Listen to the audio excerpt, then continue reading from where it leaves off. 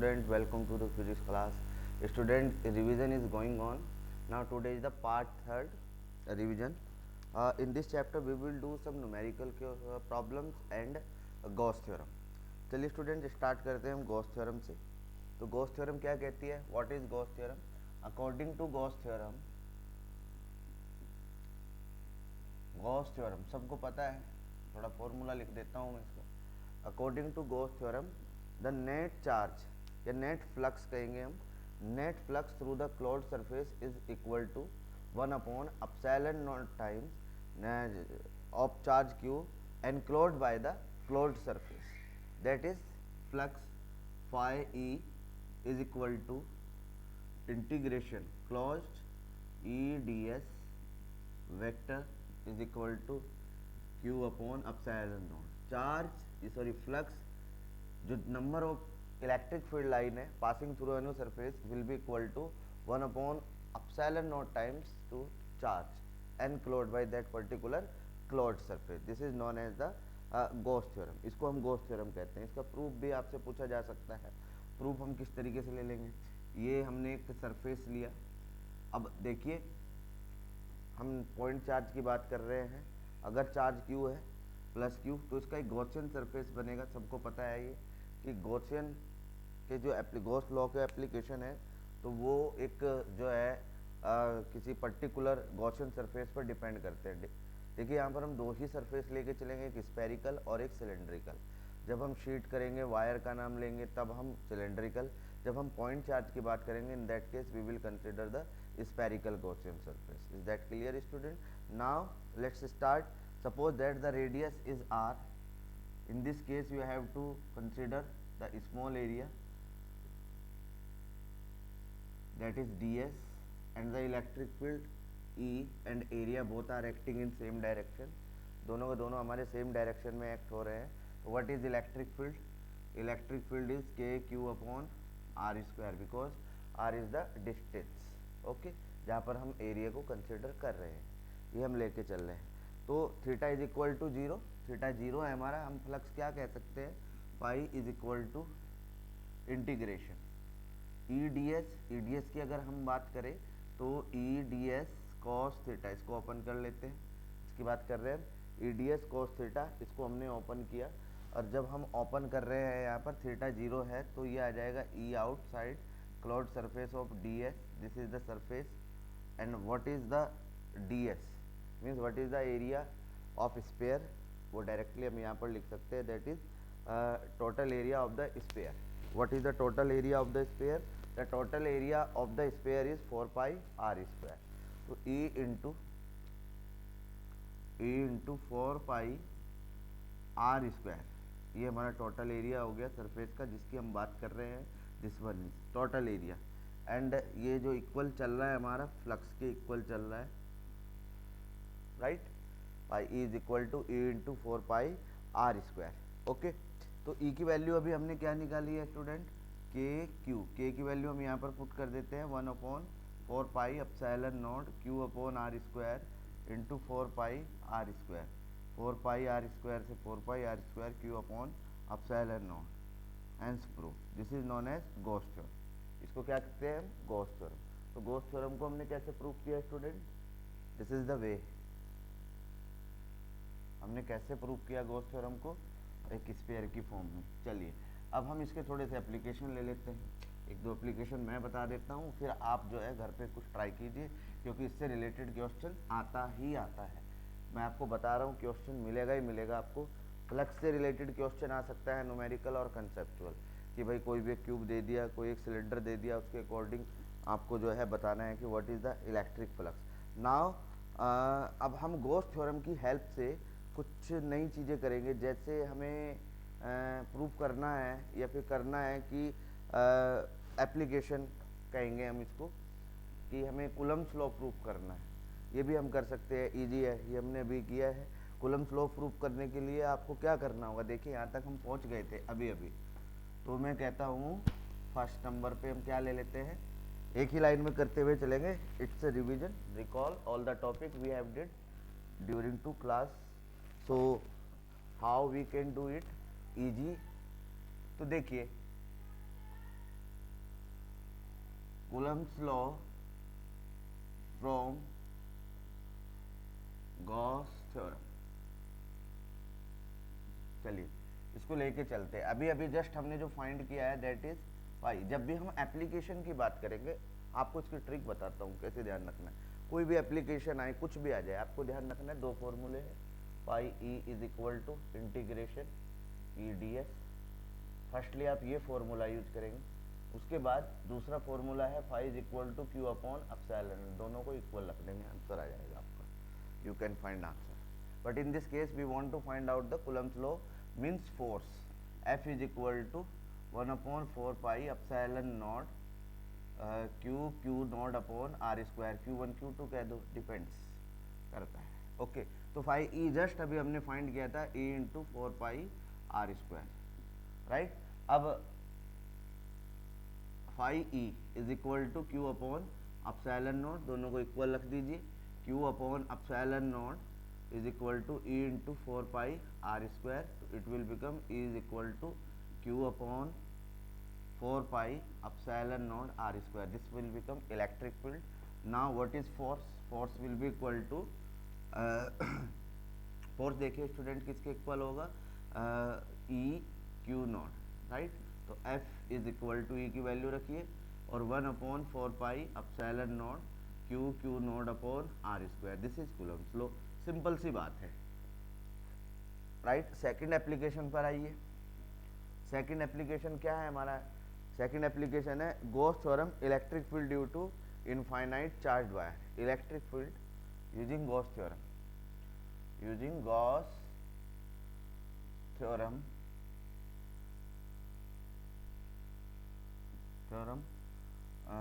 Electric field of infinite charged wire. Charged wire बहुत simple है student. देखिए एक चार्ज वायर है, this is the positive charge wire, ले लीजिएगा। देखिए स्टेप मिस नहीं करना और बिना बात के नहीं लिखना है, दो बातें होती है। तो स्टेप बिल्कुल मिस नहीं करना और बिना बात के। यहाँ पर हमें गॉसियन सरफेस एज्यूम कर लेते हैं जिसका लेंथ क्या है हमारा, L है। This is the length L, okay. इसका रेडियस हमने R मान लिया। अब देखिए यहाँ पर 3 पर्टिकुलर सरफेस है। अब इलेक्ट्रिक फील्ड की डायरेक्शन पॉजिटिव है, तो किस डायरेक्शन में? This is the direction of electric field E। अब सरफेस एरिया यहाँ पर एज्यूम कीजिएगा, इसका डायरेक्शन अपवर्ड डायरेक्शन। यहाँ पर एज्यूम कीजिएगा इस सरफेस एरिया का डायरेक्शन ये, यहाँ पर एज्यूम कीजिएगा इसका डायरेक्शन ये सरफेस एरिया है,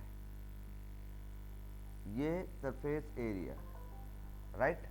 this one is surface area. ये सरफेस एरिया का इलेक्ट्रिक फील्ड के साथ क्या एंगल बन रहा है? आंसर है 90 डिग्री। तो अगर 90 डिग्री एंगल बन रहा है तो हम बात कर लेते हैं इसके बारे में कि ये 90 डिग्री जो एंगल है हमारा, इसकी वजह से इलेक्ट्रिक फील्ड हो जाएगा हमारा 0। चलिए वही बात करते हैं अब हम। देखिए we know that pi E is equal to E D S vector. इसको हम ओपन करेंगे ई डी एस वन, इसको हमने S1 बोल दिया, इसको S2 बोल दो और इसको S3, right. E D S one cos 90, because D S one और इलेक्ट्रिक फील्ड के बिटवीन एंगल 90 है। Integration E D S cos 0, ये हो गया, plus integration E D S cos 90, ये ओपन किया। मैंने बताया था आपको दो तरीके। सबसे पहले इस मेथड से आप इलेक्ट्रिक फील्ड फाइंड करोगे, उसको इक्वल रख दोगे क्यू अपॉन एप्सिलॉन नॉट के, वहाँ से इलेक्ट्रिक फील्ड फाइंड हो जाएगा आपका। तो phi E is equal to, पहला 0 हो गया, लास्ट वाला भी 0 हो गया। Now come to the third point, E integration of D S, because the cos 0 is equal to 1।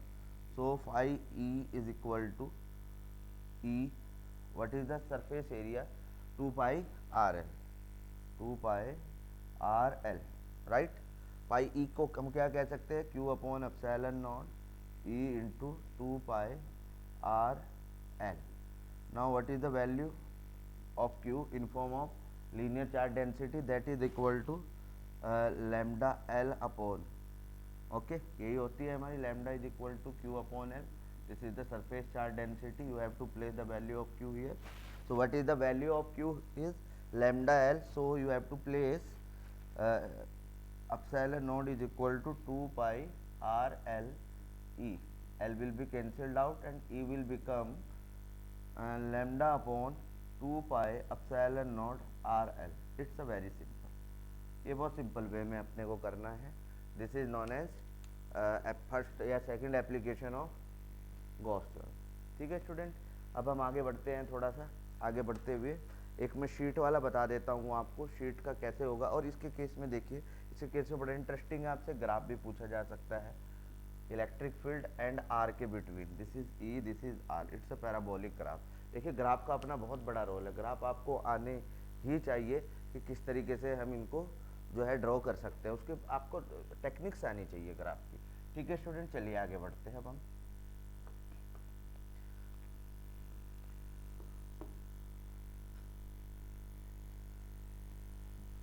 अगर मैं सिंपल शीट की बात कर रहा हूँ, सिंपल शीट की बात कर रहा हूँ कि भाई जो शीट है हमारी वो एकदम सिंपल है, इनफाइनाइट शीट है. देखिए दो चीज़ें होती है, एक कंडक्टिंग शीट होती है और एक नॉन कंडक्टिंग शीट होती है.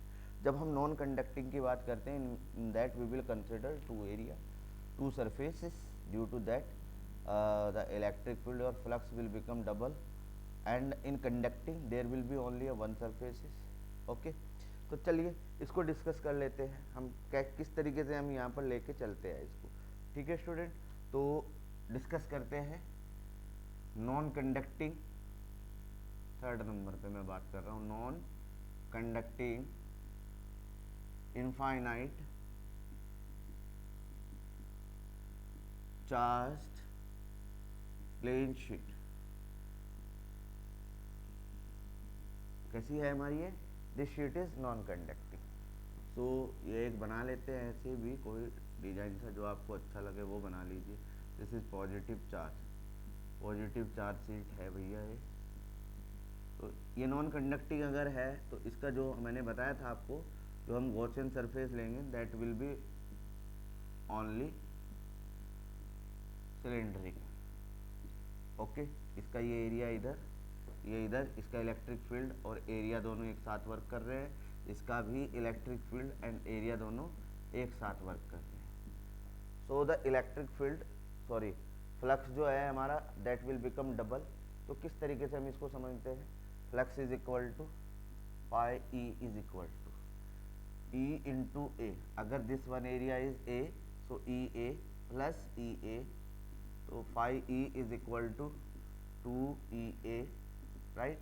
फाई ई क्या होता है? Q upon epsilon not 2EA, and E is equal to, Q की वैल्यू रखिए, sigma A upon 2 epsilon not A. A will be cancelled out और is equal to sigma upon 2 epsilon naught. अगर यही conducting होती तो we will consider only one surface that is equal to phi, sorry EA, right. Phi E Q upon epsilon naught EA sigma A upon epsilon naught EA. देखिए this is the case for conducting.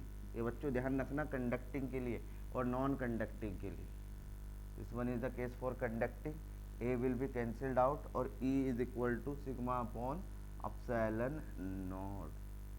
This one. अब इस पर based question exam में put up किए जाते हैं और आ ही जाता है. दैट क्वेश्चन वाज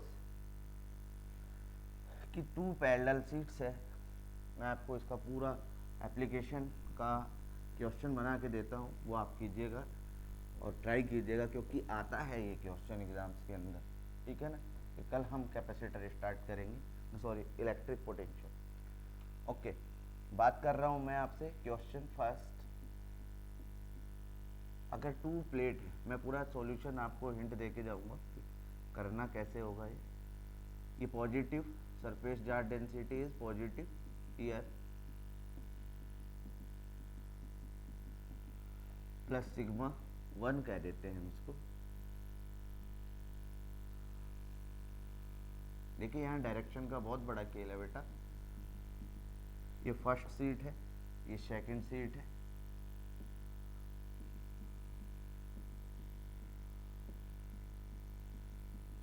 ये प्लस सिग्मा 2 है, राइट। ये इक्वल हो भी सकते हैं और नहीं भी, या फिर ये पॉजिटिव हो सकता है और ये नेगेटिव हो सकता है। इन सब का कंसेप्ट क्लियर करते हैं। हम एक डायरेक्शन कंसिडर कर लेंगे, आर कैप की डायरेक्शन। जो भी फील्ड आर कैप की डायरेक्शन में होगा वो पॉजिटिव कंसिडर होगा, जो फील्ड अपोजिट होगा वो नेगेटिव कंसिडर होगा। अब क्वेश्चन क्या पूछा जाता है? क्वेश्चन ये पूछा जाता है, देखिए मैंने कहा यहाँ पर नेगेटिव भी हो सकता है, ये पॉजिटिव। दो शीट्स डिफरेंट चार्ज डेंसिटी की हो सकती है, सरफेस चार्ज डेंसिटी की। अगर ये पॉजिटिव है, ये नेगेटिव है, इस केस में फील्ड डिफरेंट प्लेस पर डिफरेंट होगा। अगर ये दोनों पॉजिटिव है, इन this case the electric field will be different. तो वही क्वेश्चन हमको समझना है। मैं कह रहा हूँ कि सबसे पहले इसको करने का सबसे बेस्ट तरीका है ये। बेस्ट तरीका क्या है कि हमने आर कैप की एक डायरेक्शन मेजर कर ली, अपने माइंड में सेट की। ऐसा कोई बहुत बड़ा रूल नहीं है, दिस हम अपनी कन्वीनियंस के लिए ऐसा करते हैं, राइट। चलिए, इजी है ये, मतलब इजी पड़ जाता है हमको। तो हम क्या कर रहे हैं, हमने आर कैप को ले लिया। अब हमसे पूछा गया कि एक पोजीशन P, एक पोजीशन Q और एक पोजीशन PQR, 3 पोजीशंस पर आप इलेक्ट्रिक फील्ड बताइए। तो सबसे पहले आप देखोगे इन पोजीशन पर इन सीट की वजह से इलेक्ट्रिक फील्ड की डायरेक्शन क्या है। तो मैं बात कर लेता हूँ कि जो E1 है, that one is equal to sigma 1 upon 2 epsilon naught R cap के साथ अगर है। E2 इज इक्वल टू, ये सेकंड है हमारी, sigma 2 upon 2 epsilon naught R cap. अब हम इस आर कैप के साथ अब हम P पर देखते हैं इलेक्ट्रिक फील्ड की डायरेक्शन, ये E1 और इलेक्ट्रिक फील्ड की डायरेक्शन E2, राइट। अब एट पॉइंट P, मैं P की बात कर रहा हूँ, at point P this is EP is equal to E1 vector plus E2 vector. अब हम R के साथ देखते हैं यहाँ पर E1 किधर लाई कर रहा है। आंसर है R की डायरेक्शन ये है, बट E1 की direction at position P is different, that's why it will become negative. Sigma 1 upon 2 epsilon naught R cap में बाद में लिख लेता हूँ, माइनस लिया मैंने यहाँ पर, plus sigma 2 upon 2 epsilon naught, right. This one is R cap, okay. Now EQ पर आ जाइए। EQ पर अगर मैं बात कर रहा हूँ, EQ is equal to E1 vector plus E2 vector. अगर ये है तो E1 E2 की वैल्यू अब देखना ध्यान से। सबसे पहला काम क्या है आपका, P पर देखिए, इसकी वजह से जो इलेक्ट्रिक फील्ड है E1 और Q की वजह से ये E2,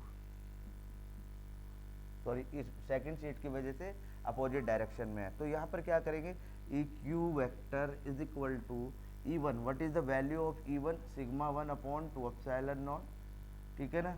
अब ये पॉजिटिव थी, इसको पॉजिटिव लिया, minus sigma 2 upon 2 epsilon not, किसके रेफरेंस में, आर कैप के। जो पॉजिटिव है वो पॉजिटिव, जो नेगेटिव। आप देखिए इसके केस में आ जाइए, both the direction are positive, this one is E2, this one is E1। In this case the two direction are positive, so ER will become is equal to sigma 1 upon 2 epsilon naught plus sigma 2 upon 2 epsilon naught, right। ये value आ जाएगी। अब इस case में सोचिए कि इसी case में जो अभी हम कर रहे हैं, पहला केस में बना देता हूँ, sigma 1 is equal to sigma 2 is equal to sigma. पहला केस मैंने लिया इसमें, फर्स्ट केस। अगर दोनों इक्वल है so it will become EP is equal to, अगर सिग्मा है तो minus sigma upon epsilon naught R cap, this will become, right. अगर मैं इसको ले रहा हूँ तो EQ इज 0,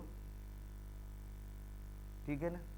अगर मैं इसको ले रहा हूँ, ER also become sigma upon epsilon naught, it will be positive. दूसरा केस, अगर सरफेस चार्ज डेंसिटी नेगेटिव है, sigma 1 is equal to plus sigma and sigma 2 is equal to minus sigma. तो इस केस में जो वैल्यू आएगी हमारी, EP will become 0, रखिए वैल्यू इसमें, sigma 1 is equal to sigma, sigma 2 is equal to minus, both will become 0, okay.